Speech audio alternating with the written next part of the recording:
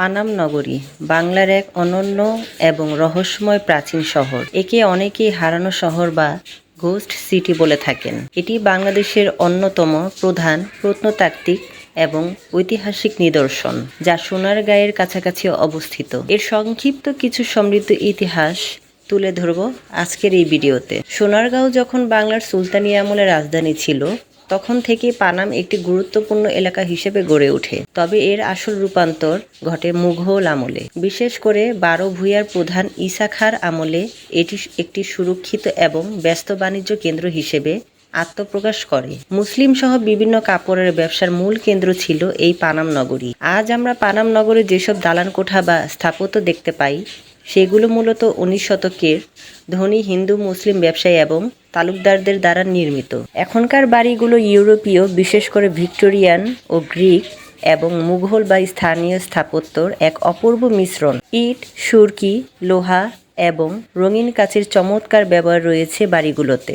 এর দেয়ালগুলোতে টেরাকোটা ও নিখুঁত মোজাইকের কাজ করা হয়েছে। পানাম নগরীর নকশা খুবই সুপরিকল্পিত।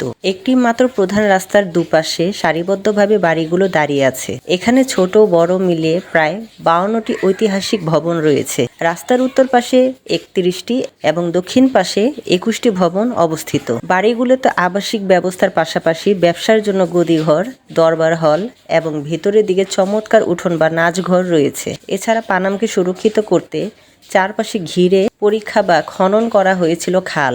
20 শতকের মাঝামাঝি সময়ে দাঙ্গা এবং বিশেষ করে 1947 সালে দেশ ভাগ এবং পরবর্তীতে 1965 সালের ভারত পাকিস্তানের যুদ্ধের সময় এখনকার হিন্দু ব্যবসায়ীরা তাদের ধন সম্পদ ও বাড়িঘর ফেলে সপরিবারে ভারতে চলে যান। এরপর থেকেই শহরটি ধীরে ধীরে জনশূন্য এবং পরিত্যক্ত হয়ে পড়ে, যার কারণে একে গোস্ট সিটিও বলা হয়। পানাম নগরের পাশ দিয়ে চলে গেছে বিখ্যাত গ্র্যান্ড ট্রাঙ্ক রোড, যা শের শাহ নির্মাণ করেছিলেন এবং এটি তৎকালীন সময়ে ব্যবসা বাণিজ্যর প্রধান সংযোগ পথ ছিল। বর্তমানে এটি বাংলাদেশের সরকারের প্রত্নতত্ত্ব অধিদপ্তরের অধীনে একটি সংরক্ষিত পর্যটন কেন্দ্র। প্রাচীন স্থাপত্য, মুসলিম ব্যবসার গৌরবময় ইতিহাস এবং ছবি বা ভিডিওগ্রাফির জন্য পানাম নগরী এক অপূর্ব জায়গা। পানাম নগরের ভিতরে প্রাচীন কুয়া বা ভূগর্ভস্থ সুড়ঙ্গ নিয়ে নানা রকম রহস্যময় গল্প প্রচলিত আছে। বলা হয়ে থাকে, দাঙ্গার সময় বা তারও আগে শত্রুর হাত থেকে বাঁচতে অনেকে মূল্যবান ধন রত্ন এসব জায়গায় লুকিয়েছিলেন এবং সেখানেই তাদের মৃত্যু হয়।